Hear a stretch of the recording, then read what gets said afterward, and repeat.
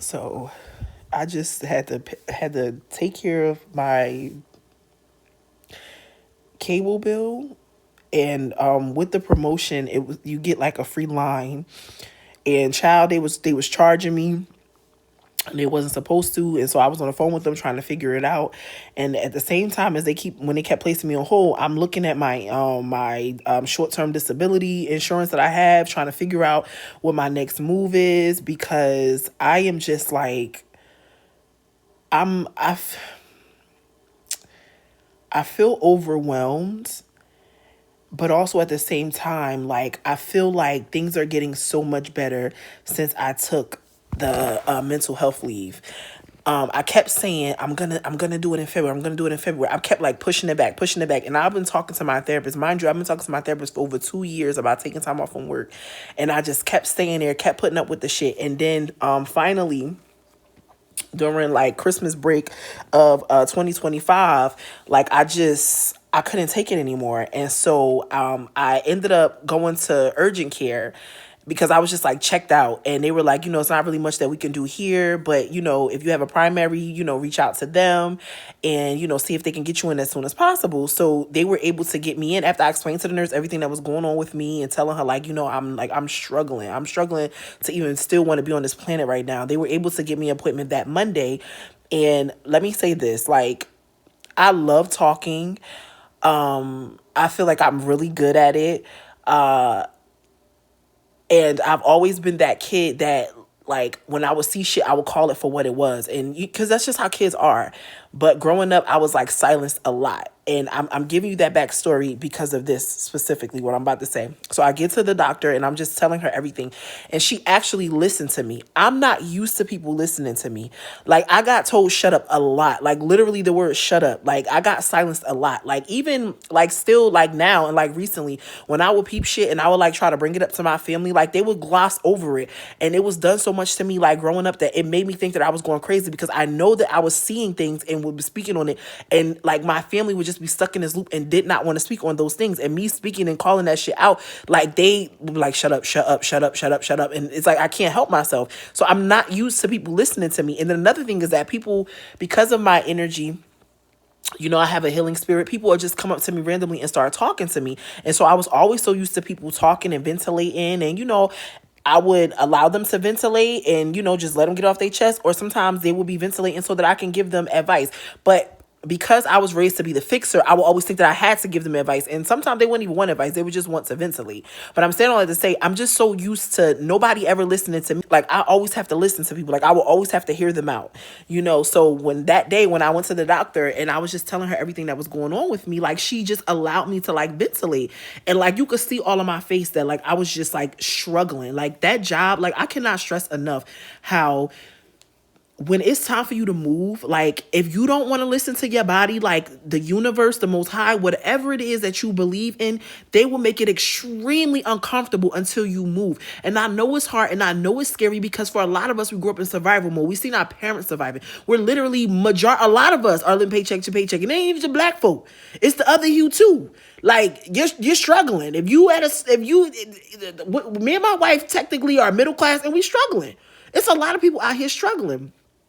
So I know that you be like, you scared. Like, you be fucking so scared because you seen your parents struggle and you don't want that. So it was like, I was so scared to like leave that job, because I was like, oh my God, like, the benefits are good. I need the money. But to be honest, I was paycheck to paycheck, work, like, at work. And then on top of that, like, they was like treating me like shit. Like, I was like nothing or nobody. Like, I'm the smallest nigga in the room. When in reality, I was the biggest nigga in the room. And I mean that on an energetic space. And I mean that knowing that in the spirit world, big dog.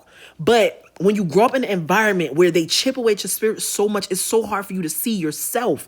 And my family has literally, even work, used me for all my good energy, all my hard work, me keeping my head down and just doing my job. They will siphon that shit from you and leave you high and dry. You'll be out here looking skinny, scared, sick, stressed out. They don't care. They don't care. I was sitting there paying that bill, and I was like so overwhelmed and so stressed out, because I'm like, I seen my mom do that, but also like my mom did not teach me how to pay bills. Like my mom just let me do whatever with my money. Like she didn't show me how to do stuff like that. Like I'm learning that. I'm learning that now, how to manage my money. Now money was never an issue. Like money like abundantly like comes, but I want to learn how to manage it better because I was not raised like that. Like there was no structure. I did not have structure growing up. It was just like a fucking free for all. And now that I'm raising myself and I'm raising my son, which honestly like it's hard raising my son, but because I've been helping my mom with my siblings since I was 3 years old, like that comes naturally. It's the managing myself because everybody around me, and I'm not exaggerating, mostly everybody around me made me feel like I was like the worst human ever. Like whenever I did something, like it was like, oh, like you're a horrible fucking person. Like now, don't get me wrong. There were like some relatives that genuinely loved and looked out for me, and even some mentors. However, I was surrounded by way more people that chipped away at my spirit, but still was still on my light at the same time. Every job that I work at, 9 times out of 10, I was in a leadership position. And I wasn't just managing staff, like literally therapist, nurse. So when I worked with kids, I could have a staff come in here ventilating to me like, oh my God, what am I going to do? I got this and this going on at home. I let them talk. Then I give them a solution. Then they bring a kid in there. The kid in there going through whatever they going through.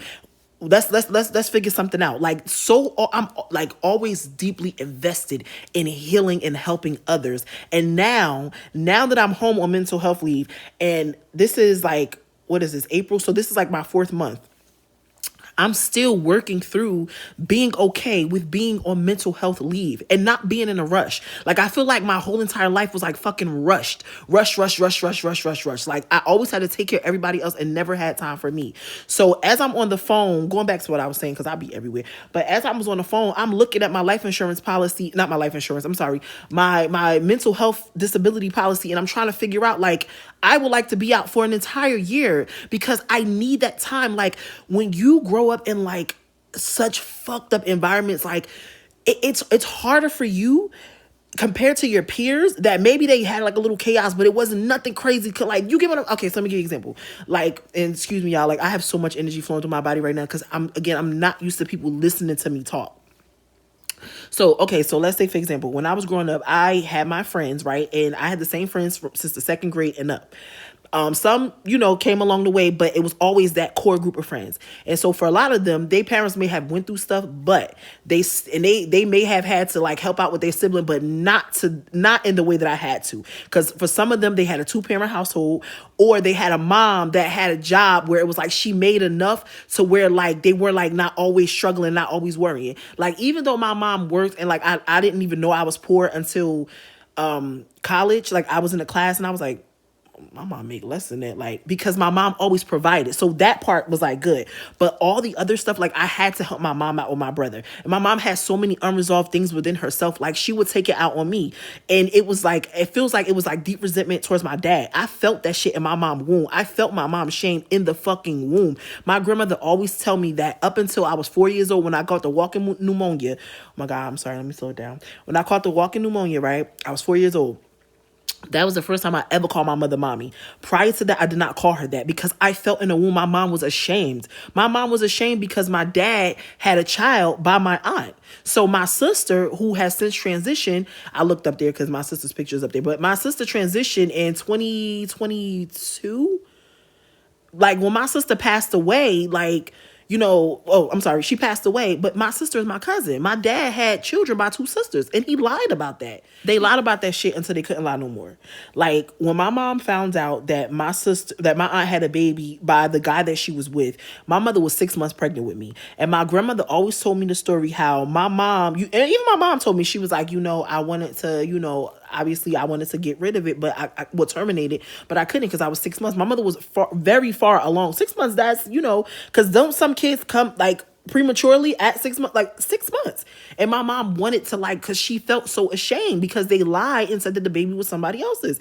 My sister was my father's child, and my sister looked exactly like my dad and my dad's sisters, but they lied about that shit. So I'm telling y'all all this is getting all of this out because nobody ever listened to me. Like my wife was like the first person, my wife and my doctors and my therapist.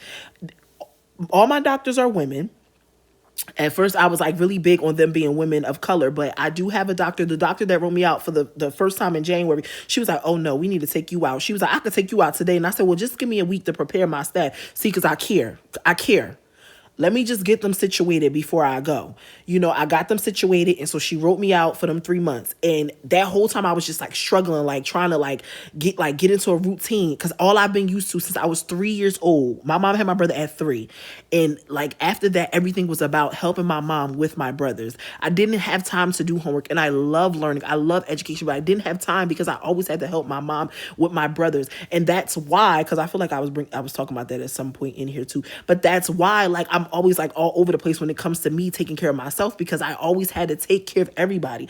I remember being at work sometimes and having to leave work to like go. One time this guy caused an accident with my mom, and so she wanted me to go with her to talk to the guy. You didn't need me to go do that, and I'm all like being all rowdy and extra, and like that situation didn't call for that. But because I have been doing it for so long, like having to be the adult in the situation, like the teenager in me that believes in protecting, like I'm gonna protect at all costs. The sassy 17-year-old was talking to this grown ass man, and back then maybe I was like 29 years old, but the 17-year-old that has to protect, that version of me show up trying to help my mom, and it was like that's something that you should have handled yourself. So growing up like that, always having to be the one to like do everything, like, and I'm not exaggerating, having to do everything, being at these jobs where you're just giving them like all of your good zhuzh, all of your energy, all of your light, they're not siphoning it from you. Child, I've been through so much in my life, so many spiritual attacks. Like I went to this practitioner. I wanted to sit in the plant medicine ayahuasca. Come to find out, like, and just because I was always seeking guidance, because my family was just so fucked up, so always seeking guidance. I go because a friend of mine referred me. They was working with them. Their daughter was working with them, so I go. Come to find out, that person ain't no different from the people I was raised around. And that's how I was able to get away from them. I didn't get away from them fast enough because I went through so many like spiritual attacks. Like it was crazy. And the crazy thing is like they were literally coaching me on how to deal with the things that they were sending to me. I also underestimated this fawn because the way I was raised, like just chip away, chip away, chip away, I would literally shrink myself, right? And even though I would shrink myself, bullies in the room was still coming me crazy. Now I'm being so humble, trying to be so modest, trying to shrink myself so you can feel comfortable. Still would come at me crazy because they could feel that shit. And that practitioner I was working at, she felt that. See, I was trying not to say it, but it is what it is. I went to them because I was looking for some guidance, looking for some help. And they looked like me, and I heard their story, and I was like, you know what? Okay, you got to watch people. Because that person was really, literally trying to swap lives with me, trying to like really get me up out of here. Like when I tell you I've been through so much in my life and I really hadn't had the time to process it because like I just had to keep on trucking on, keep on moving on. When I graduated from high school, I didn't know what I wanted to do. Like, but my mom was like, you got to do something. You got to do something. Like I didn't even get the opportunity. So I applied to one college, Montclair State University. I got in and it wasn't because of them fucking biased ass SATs. It was my grades. And I had to figure out how to pull my grades up because there was no help at home. And out of 1,000 students, I was number 175. And I'm going to always say that because I'm so fucking proud of myself. I pulled myself up to get to number 175 out of 1,000 students. So I need time to like just sit with all of that, but also just enjoy myself. Like not feel like I just have to always be worried about everything. I've been on mental health leave for 4 months and I'm still in like fucking panic mode because I need more time. Most of my life has been survival, and I feel it like ancestrally. Like I don't even know if that's a word, but I feel like that's been like the shit in my family. Like this spell, this loop that's been in my family of like feeling like this constant struggle, and I don't want that. Like my energy gives off $1 million. Like, you feel me? Like, and I know I need to match that, but I fight with, my therapist told me, imposter syndrome. Like, I know I'm not, like deep down inside, I know I'm the shit. But then I'd be like, maybe kind of sort of like, because everybody around me seen that I was the shit, but they chipped away at my spirit. And I heard that like you choose these things, you choose these lessons and you forget. But why the fuck why would I choose that?